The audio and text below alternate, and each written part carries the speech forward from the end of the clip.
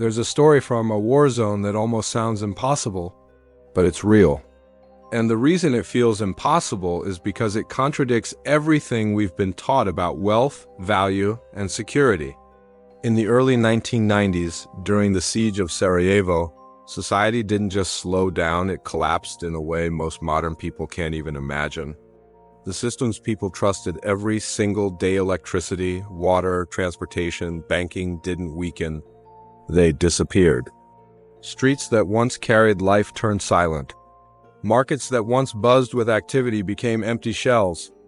And in that silence, a different kind of economy began to emerge, one that didn't care about theory, status, or long-term strategy. It cared only about one thing: survival in the present moment.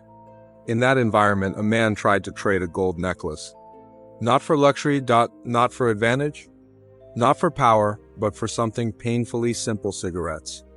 And even then, people hesitated.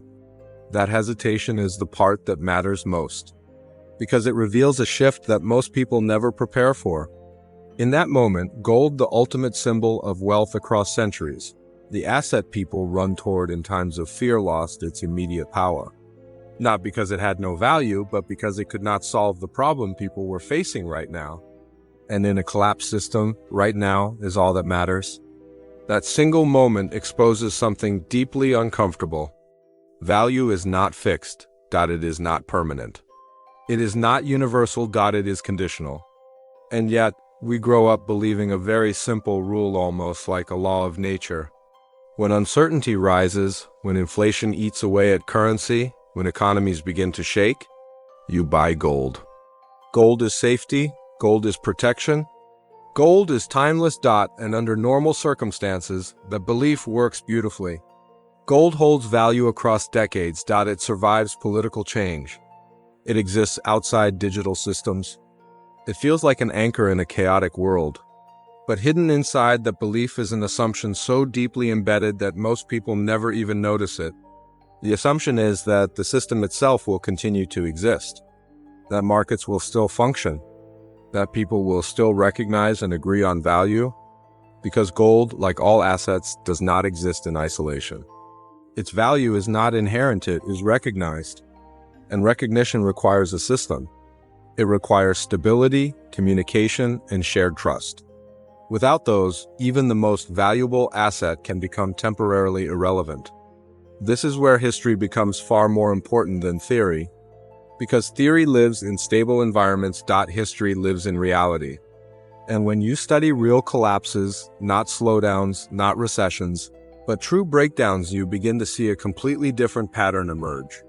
In Venezuela, when hyperinflation destroyed the currency, the economy didn't just stop, it transformed. People didn't walk into markets with gold coins to buy bread. They didn't rely on abstract stores of value. Instead, they returned to something far more direct. Fishermen traded fish for rice. Doctors treated patients in exchange for food. Mechanics repaired engines for fuel or spare parts. The system didn't vanish, it regressed.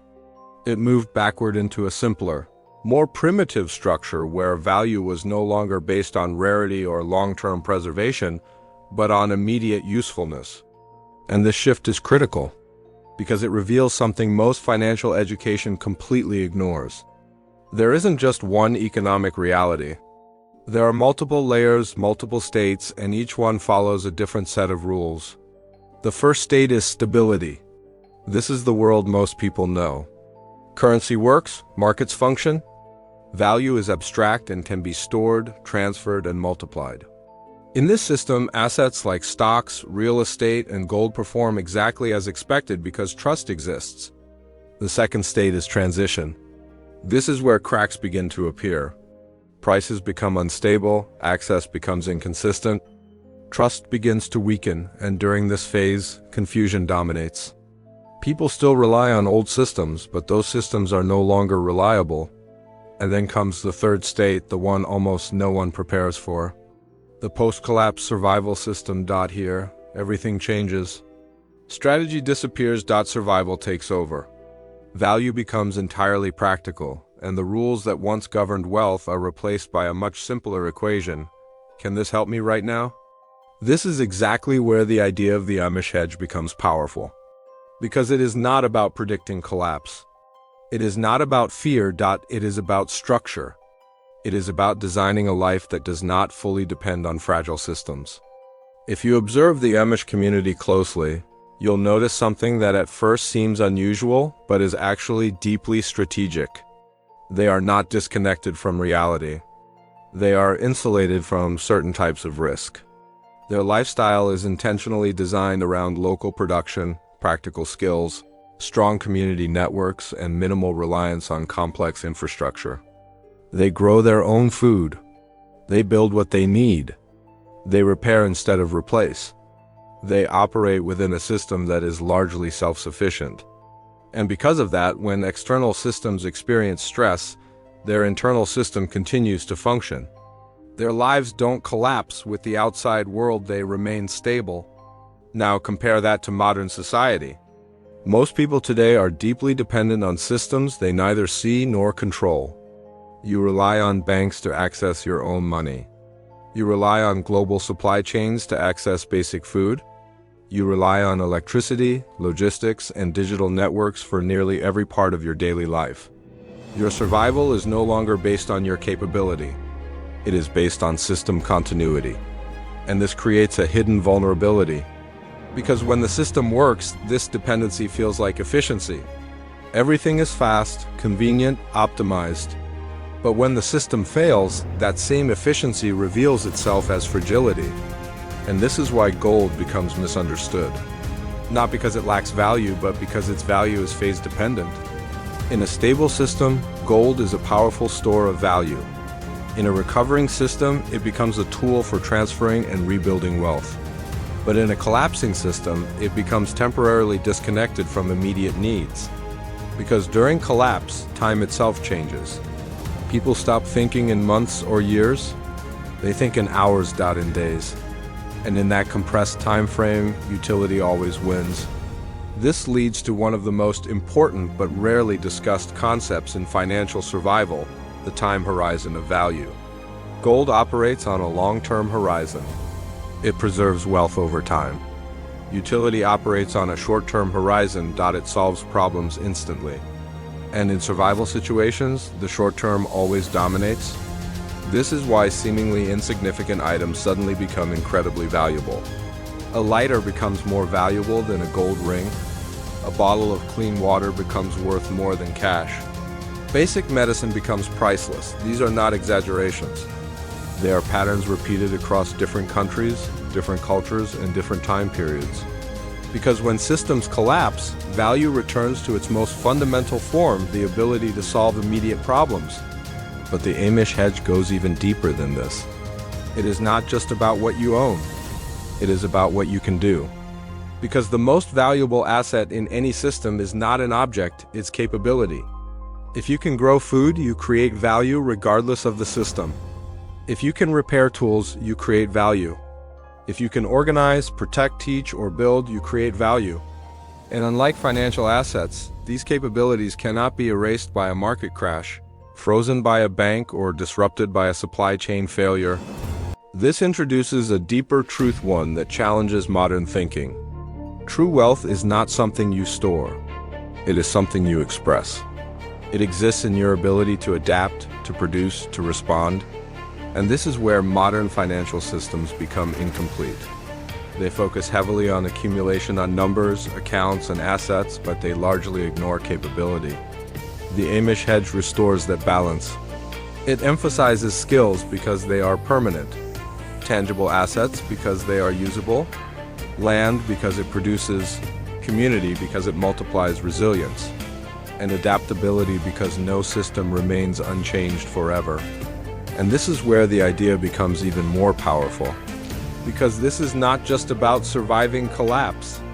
It's about positioning yourself intelligently across different possible futures. Most people place themselves entirely inside one system. They optimize for growth, efficiency, and returns. They assume continuity. And that assumption works. Until it doesn't. The Amish hedge doesn't reject modern systems. It simply refuses to depend on them completely. It builds a parallel layer of safety net that functions even when everything else stops. And this brings us back to gold. Because gold still matters, it still plays a critical role. But only if you understand when it matters. Before collapse, it protects against inflation and currency devaluation. During collapse, it becomes secondary to survival. After collapse, it becomes powerful again as systems rebuild and trust returns. So the real strategy is not choosing one asset over another. It is understanding sequence timing, context knowing which form of value matters in which phase. And this is where most people fail, not because they are wrong, but because they are incomplete. They prepare for stability but ignore disruption. And history shows that systems don't fail slowly forever. They reach a tipping point where small cracks suddenly become visible. And when that happens, change is not gradual, it is immediate. Today's world is more complex than ever. Financial systems are deeply interconnected. Supply chains stretch across continents. Digital infrastructure controls access to money, information, and resources. This complexity creates incredible efficiency, but it also creates hidden fragility. Because the more interconnected a system becomes, the more sensitive it becomes to disruption. This doesn't mean collapse is inevitable, but it does mean something far more important. Resilience is no longer optional. It is essential. And maybe the most important realization of all is this: we've been trained to measure wealth in numbers. Bank balances, investment portfolios, market valuations, but these are not wealth. They are representations of wealth. And representations only function as long as the system supporting them exists. When that system disappears, what remains is reality. And reality asks a very simple question: what can you do? What do you have? What can you provide? Because in the end, survival is not about predicting the future perfectly. It is about preparing for multiple possibilities. It is about understanding that value is fluid, not fixed. And maybe the real lesson of the Amish Hedge is not about avoiding gold or rejecting modern systems. It's about seeing value at a deeper level, understanding that wealth is not just what you store, it's what you can sustain. Because when everything else disappears, when systems fail and assumptions break, the only thing that truly matters is what still works. And that leads to one final, uncomfortable question, one that most people avoid until they are forced to face it. If the system stopped tomorrow, what would still have value? In your hands?